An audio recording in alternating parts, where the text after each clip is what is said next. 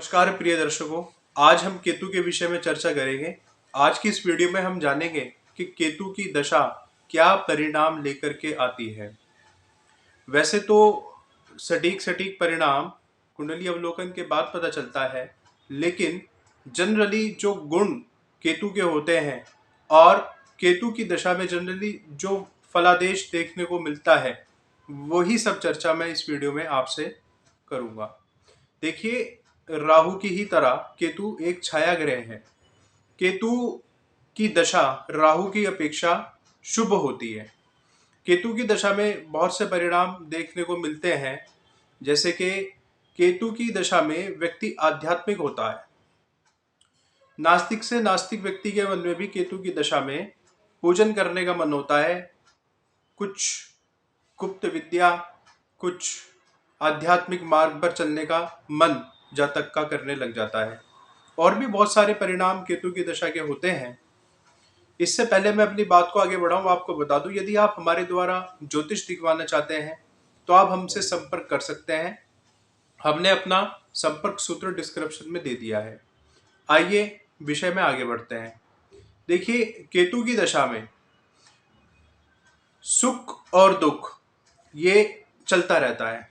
कभी सुख, कभी दुख, कभी उतार, कभी चढ़ाव। केतु एक आध्यात्मिक ग्रह होता है, एक आध्यात्मिक प्लेनेट है।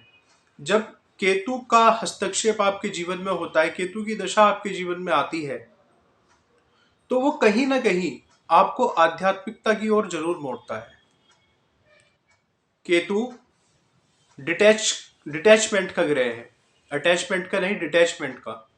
तो केतु की दशा में जनरली ऐसा होता है कि जिन पर केतु की दशा होती है वे अलग थलग रहना, चुपचाप रहना ज्यादा पसंद करते हैं।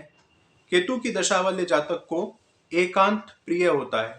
ऐसा व्यक्ति ज्यादा घुलना मिलना पसंद नहीं करता।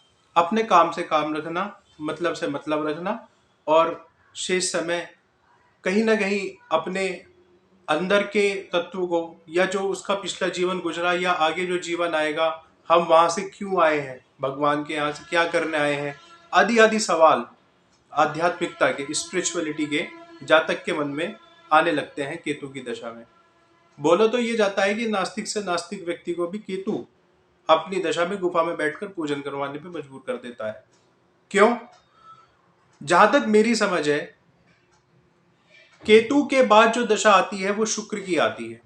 और शुक्र लग्जरी का, शुक्र ब्रांडेड चीजों का, शुक्र प्रेम का, प्रेम का, उपासना का, और सभी प्रकार की लग्जरी का, वाहन का, संपत्ति का कारक ग्रह होता है। और शुक्र से जस्ट पहले आती है केतु की दशा। केतु डिटैचमेंट का ग्रह होता है, अलग थलग रहना जातक पसंद करता है। तो मुझे लगता है कि ये शुक्र की दशा के लिए तैयारी कराता है केतु, आपको अलग रखकर। आपको आपके अंदर केतु वो टैलेंट देता है जिससे आप लोगों की प्रवृत्ति पहचान सके, लोगों को समझ सके, और साथ ही अपने आप को समझ सके। अपने आप से मतलब अपने शरीर को नहीं, अपने आत्म तत्व को। जैसे कि मैंने अभी पहले कहा कि केतु की दशा में जातक के मन में वे सभी विचार जनरली आते हैं जो आत्मबोध वाले होते हैं। यदि केतु अच्छा हुआ आपकी कुंडली में, शुभ ग्रहों से दृष्ट हुआ, तो आपको ऐसी विद्या जानने का अवसर भी प्राप्त हो जाता है। गुप्त विद्या, तंत्र मंत्र यंत्र में रुचि, और साथ में कोई ना कोई ऐसा होता है कि केतु की दशा में किसी सदगुरु के माध्यम से, गुरु के माध्यम से आप दीक्षित भी हो सकते हैं। तो ये केतु की दशा में होता है, क्योंकि केतु शुक्र से पहले आता है। शुक्र की दशा से 7 वर्ष की दशा होती है केतु की, और शुक्र की 20 वर्ष की। तो मुझे ये लगता है, मैंने जो अनुभव किया है, कि जो केतु के कारकत्व है, डिटैचमेंट, अलग थलग रहना, आत्मबोध, और फिर जो शुक्र के कारकत्व हैं, प्रेम, रसिकता मन में उत्पन्न होना, ब्रांडेड चीजें, लग्जरी, धन संपत्ति, सुख, तो उससे पहले की तैयारी केतु कराता है। आगे भी मिलते रहेंगे ऐसे ही शानदार जानकारियों के साथ। तब तक के लिए धन्यवाद। ज्योतिष भी आप हमारे द्वारा दिखवा सकते हैं। फोन नंबर डिस्क्रिप्शन में मैंने दे दिया। नमस्कार।